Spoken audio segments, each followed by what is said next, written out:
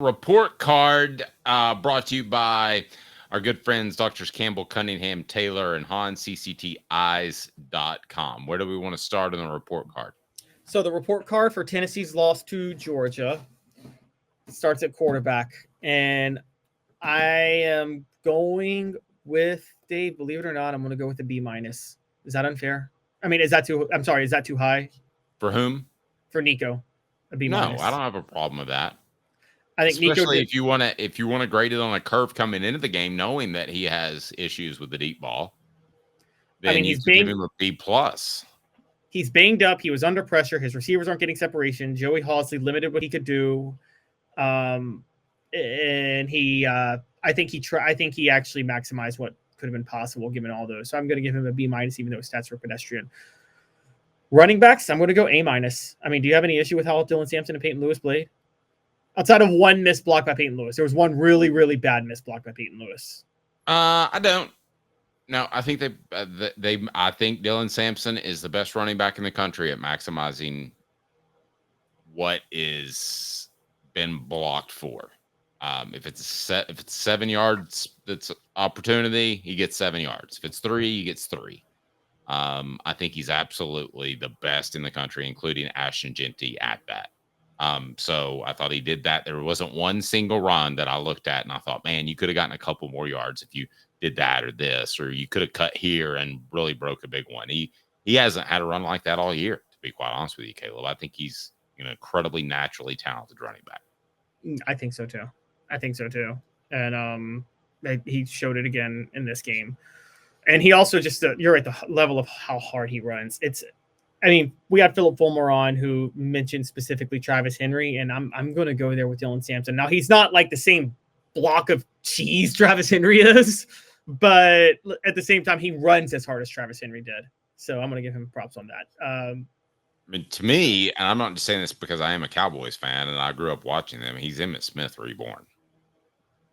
There's not a lot of spectacular runs, but he maximizes every single run.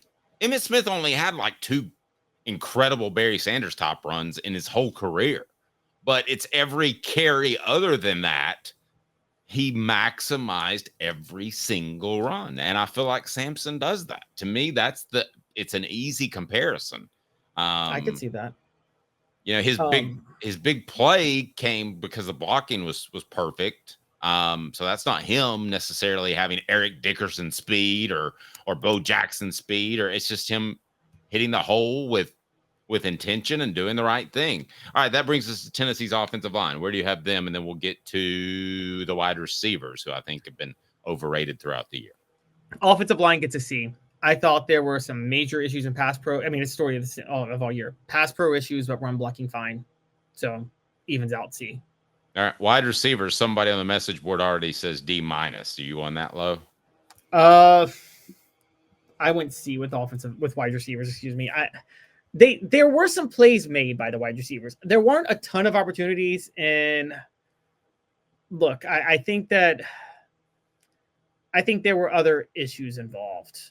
Are we including the tight ends in this? No. I'm giving the tight ends an A. I think the tight ends played amazing. I would agree with that. Miles Kitselman had 4 receptions. He had the touchdown run as well. 4 receptions for 46 yards. Listen, but Tennessee's receivers, if I can do the math really quick, had 10 just receivers, either wide receivers or slot receivers, had just 11 catches for 88 yards. Maybe I could go D. You could talk me down to a D, honestly. Yeah. Maybe I will. I'll go D plus. How about that? D plus. I can roll with that. All right. So and tight ends definitely get an A. Yep. Tight ends with an A. Kitselman Stays also had a catch. And again, I go back to Dante Thornton. Targeted twice, had the drop. I thought he half ran out of bounds. Might have run out of bounds and been an ineligible receiver on the deep ball. They didn't have to say anything about it because it was incomplete. But I'm not sure if he completes that ball if he's not an ineligible receiver. All right. So defensive line on the other side. All right. So defensive line is a D. Defensive line is a D. And the defensive tackles, I don't really hold this against them at all. I put this solely on the edge rushers. The defensive tackles were commanding the attention they need. They were batting down balls at the line of scrimmage. Joshua Josephs and James Pierce. I'm not going to say they weren't. I think the biggest problem looking back, we're going to go back and look at this, Dave. They were coached this week and preparing to drop into coverage more than they did. Nope. Got no argument with that. And then linebackers, I know you're not high on. I'm going to predict a D from you. It's enough. You're going to go back and watch the linebackers play in this game, Dave, and they were horrible. Oh, it's an F. Okay, I misunderstood you. Okay, an F. Okay, I don't have an argument with that. I don't. I just think there's been a major fall off from Keenan Pili to Jeremiah T-Lander.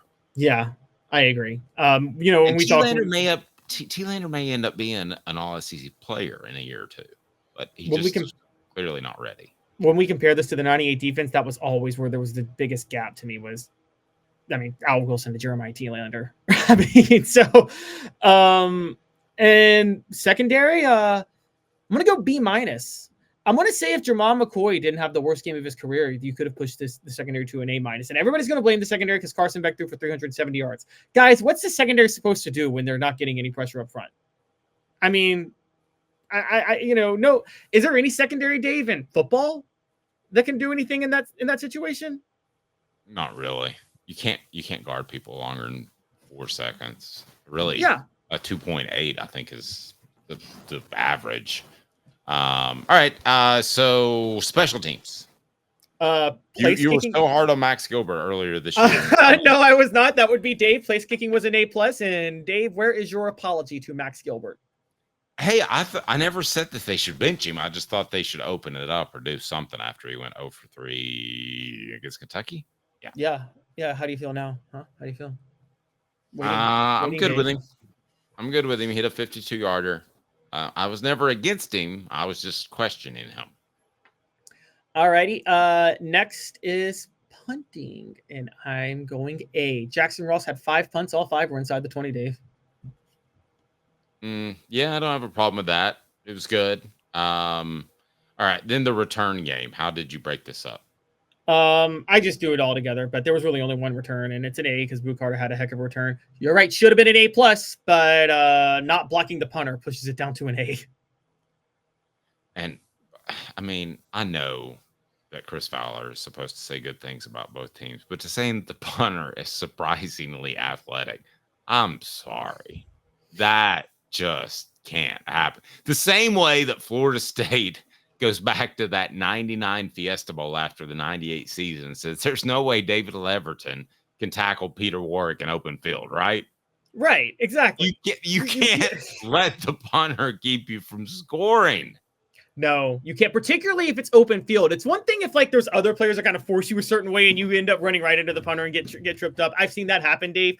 But if you're in the open field and the punter brings you down, that's just embarrassing. Now, I'll say this. Punters are more athletes than kickers. I've never been as hard on punters as I have been on kickers, even though I just don't think people should punt. I don't think it's a smart decision, and it's an overdone decision. But that's literally a turnover, guys. But yeah. With report card, do we want to run to torchbearers, Dave? Yes, let's go to torchbearers right now. It's brought to you by Campbell, Cunningham, Taylor, and Hahn. To visit cctis.com. The information you need is easy to access, and setting an appointment is as simple as clicking the tab. Doctors Campbell, Cunningham, Taylor, and Hahn, and Eye Care Optical at cctis.com. Simply the best. I want 2 more grades. First, coaching. I'm being talked into a C- now. Tim Banks not doing it, maybe even a D. Tim Banks not doing any stunts, and Joey Halsley. I have not said this yet this year or ever under Josh Heupel, but this was a horrendously called offensive game. It was good. The first drive was really good. You're right. First drive was great. Pretty good. So but I would give them a C. You know what? I thought the first quarter, the way they worked the tight ends, the whole goal was to have Georgia cheat up and then take those deep shots. And then they never took the deep shots. So, I mean, that was awful. Okay. And then and by the way, if we're grading officiating, it's a F-.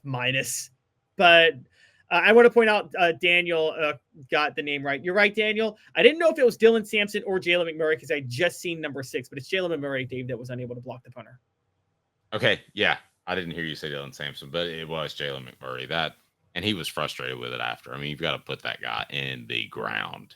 You got to make his parents hurt. I mean, at that point, I mean, you've got to. That to me was befuddling.